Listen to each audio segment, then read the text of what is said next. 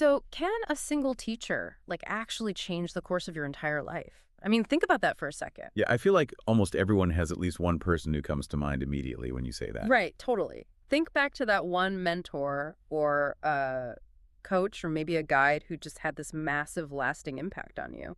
Because human development, it relies so heavily on those catalytic figures. We don't really grow in a vacuum. Exactly. And today's deep dive is zeroing in on exactly how those figures operate. We're looking at a really fascinating document today that extracts real-world life and mentorship lessons from this very specific place. Right, from the tutor arc of the anime Mushoku Tensei.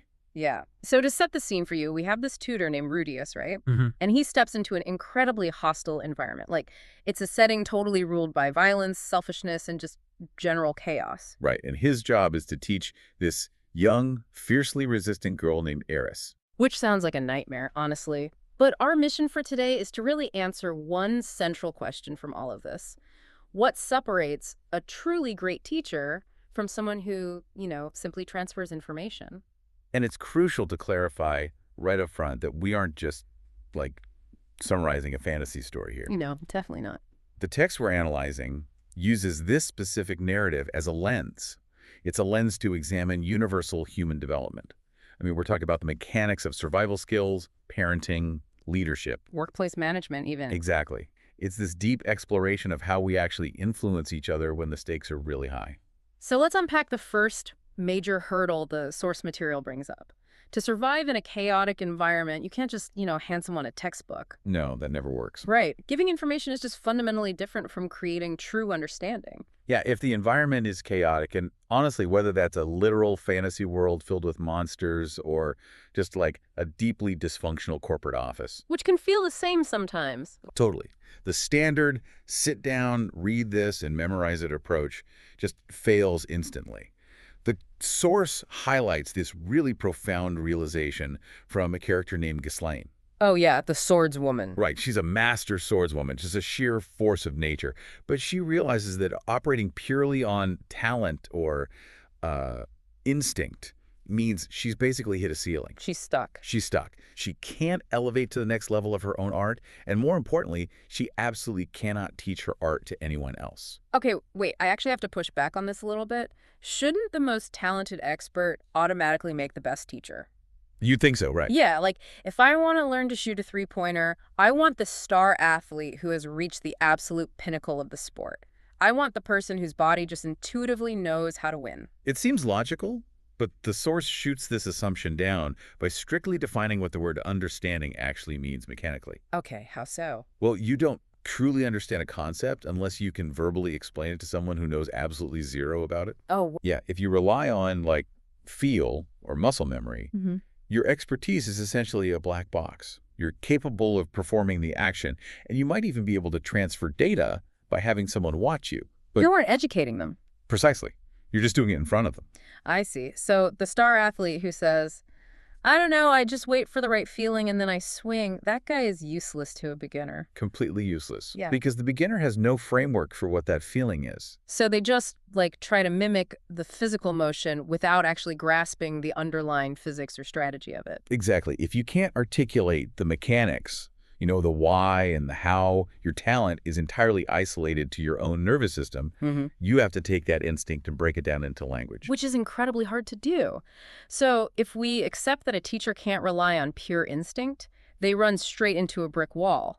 Like, how do you explain a concept to a student who actively hates you?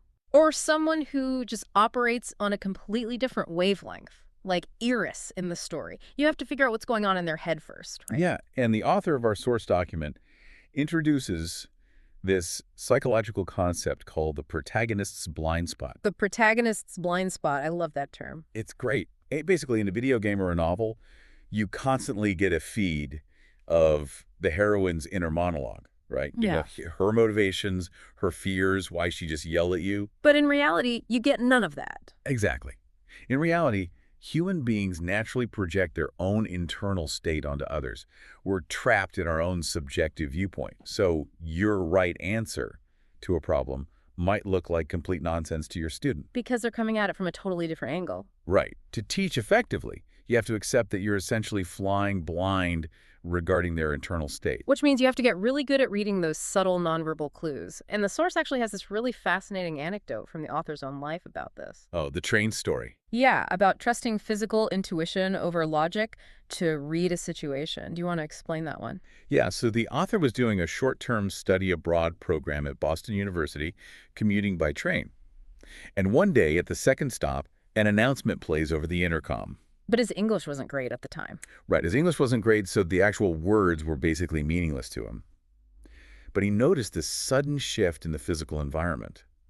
All the other students on the train suddenly stood up and funneled out the doors. Like a mass exodus. Yeah, the environment just felt deeply wrong. Even though the logical plan was to stay seated because the map says, my stop is next. But he followed the crowd anyway, got off early, and just walked the rest of the way.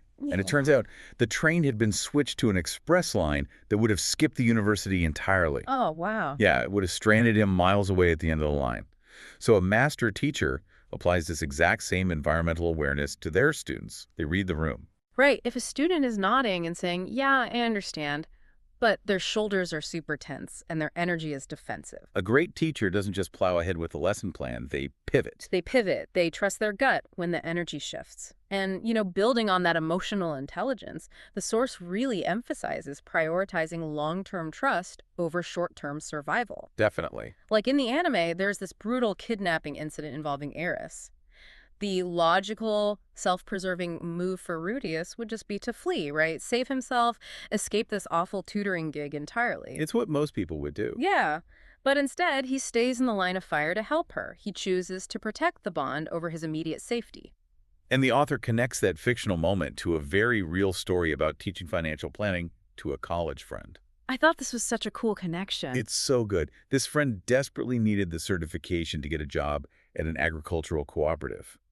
And the author could have easily taken the self-preserving route, just focus on his own studies, save his time, let the friend fail. Which is the logical, selfish choice. Right.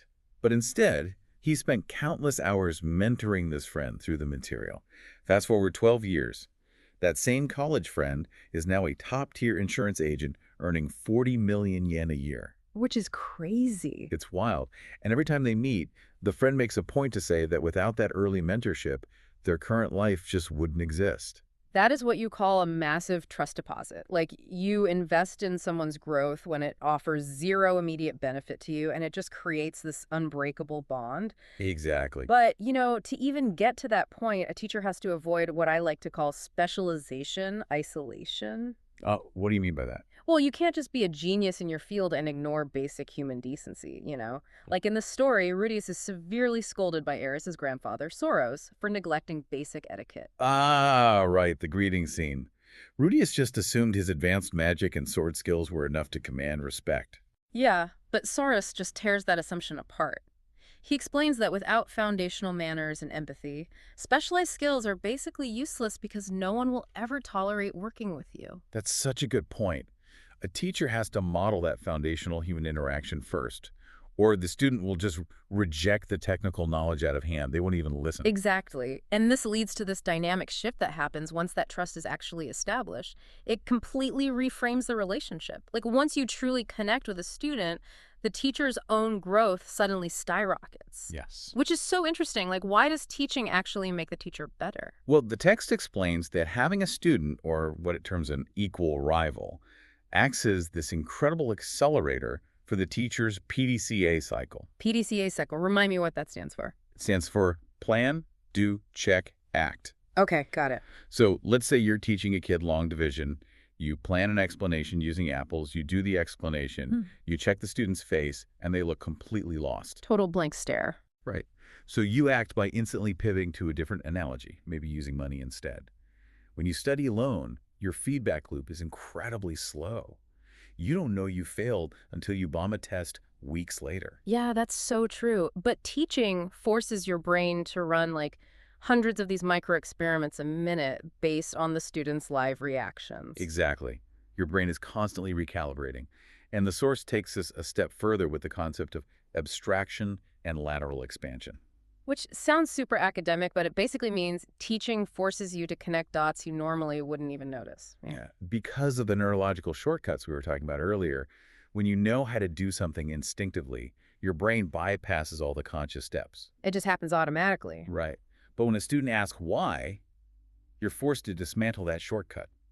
You have to break the skill down into its microscopic parts to translate it into a language the student understands. Oh, so like you might find yourself using the rhythm of dance steps to explain the footwork in swordplay. Exactly. Yeah. Or using the underlying theory of magic to understand the structural grammar of a foreign language. That process of dismantling totally allows you to see the raw materials of the skill. And the author shares this wild, super memorable anecdote to illustrate this exact phenomenon. The clubbing one. Yes. So he talks about spending his 20s heavily involved in the club scene, doing street pickup on the weekends. As you do in your 20s. Right. But he didn't compartmentalize those experiences. He took the raw materials like reading subtle body language, building rapid rapport with total strangers, negotiating under pressure, handling instant rejection. Which is a huge one. Huge! And he applied those abstracted skills directly into professional business settings during the week. That's brilliant, actually. And he did it in reverse, too, taking formal corporate negotiation tactics and using them in social settings. It's literally cross-training for the brain. I mean, an expert only truly becomes a master when they have to translate their knowledge across different domains just to make it make sense to someone else. Absolutely. So once the teacher has leveled up and that deep trust is there, we kind of arrive at the actual mechanics of mentorship. Like, how do you guide a student toward total independence so they don't rely on you forever? Right, because you have to detach eventually. The cliche is, teaching them to fish instead of handing them a fish. But mechanically, it's actually more like giving someone a compass instead of a map. Ooh, I like that distinction. Yeah, because a map is just specific information, turn left at the oak tree, but if the tree burns down, the student is entirely lost. Right. A compass is a methodology. It teaches them how to orient themselves no matter what wilderness they get dragged into. And the source illustrates this compass method through the concept of the allowance. Oh, yeah, this is a great part. So instead of simply buying Iris whatever she wants when she asks for it, Rudeus gives her a small, fixed allowance. And he borrows this concept from playing MMOs. Massively multiplayer online games. Exactly. Which are essentially these virtual worlds driven by massive player-run economies. If Iris wants an item, she has to understand market rates, she has to negotiate, and she has to manage her own limited resources. Which introduces the absolutely crucial element of safe failure. Yes, safe failure is key. Like if she blows her entire month's allowance on candy, she can't buy the sword she actually needed. It's infinitely better. She learns the sting of bad resource management with a few copper coins now, rather than bankrupting a whole estate later. Exactly. And part of creating that safe space for failure is forcing the student to tackle their weaknesses. Right. Modern advice often tells us to just lean into our strengths. But the source points out this psychological reality.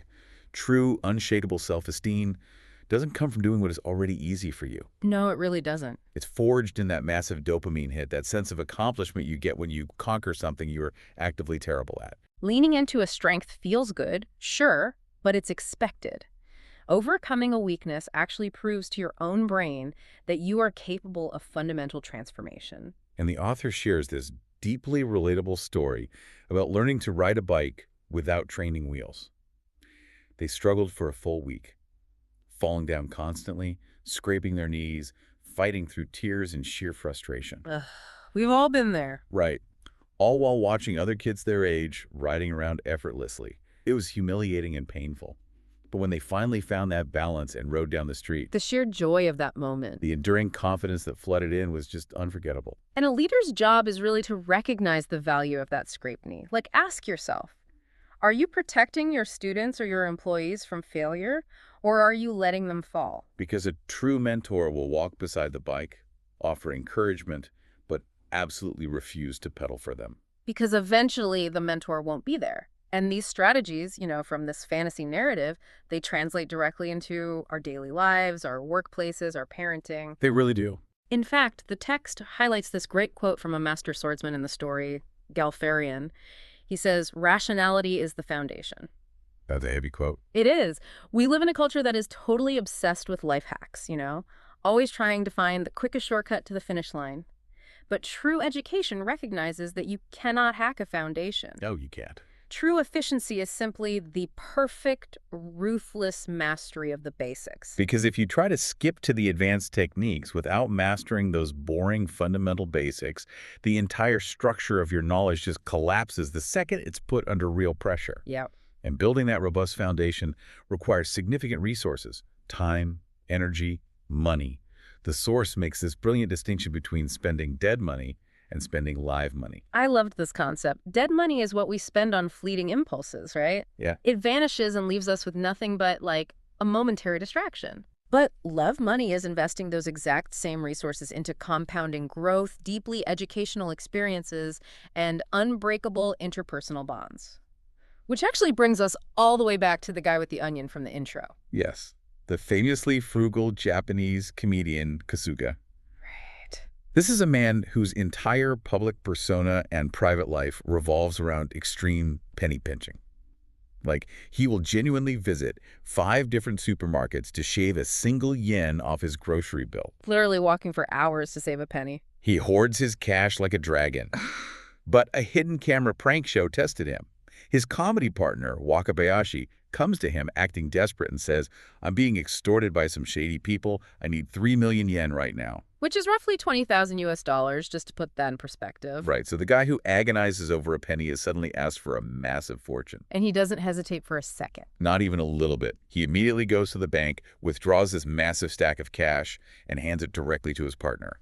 That is the ultimate manifestation of love money. He understood implicitly that the bond with his partner was worth infinitely more than cash, just sitting stagnant in a vault. He was investing his resources into the foundation of a lifelong relationship. Which brings us, I think, to the ultimate question this text poses. Yeah. Why do we invest this live money? Yeah. Like, why do we obsess over mastering the basics, deliberately scraping our knees, and building these deep bonds of trust? What is all this preparation actually for? The source answers this with the chilling conclusion to the tutor arc. Eventually, those peaceful, highly structured days of learning end. They always do. They're shattered by a cataclysmic event the story calls the mana disaster. The mana disaster. Yeah, it's essentially a total unpredictable collapse of the known environment. The characters are violently stripped of their wealth, their status, their safety nets, and thrown into an unknown savage wilderness. Just totally upended. In that moment, all the superficial tricks, the life hacks, the memorized textbook answers, it all means absolutely nothing. And map burns up and all they have left is the compass. Exactly. The real goal of a great teacher isn't just to help a student pass a standardized test in a perfectly controlled room. The goal is to build the essential strength to survive when the environment collapses and everything is entirely out of your control. A great teacher does far more than provide answers. They help people become capable of finding answers for themselves, even in the middle of a disaster. Right. So, take a hard look at your own life. Yeah. Look at the live money, the time, energy, and resources that you are spending on your own growth and on the people you lead. Yeah, ask yourself. If a real-world mana disaster hit your industry, your community, or your life tomorrow, have you built the essential foundational strength to survive it? Or are you just relying on superficial tricks? Such a powerful thought to leave on. If a single teacher can change the course of your life, it's because they prepared you for the wilderness. Keep that in mind the next time you find yourself in a position to guide someone else.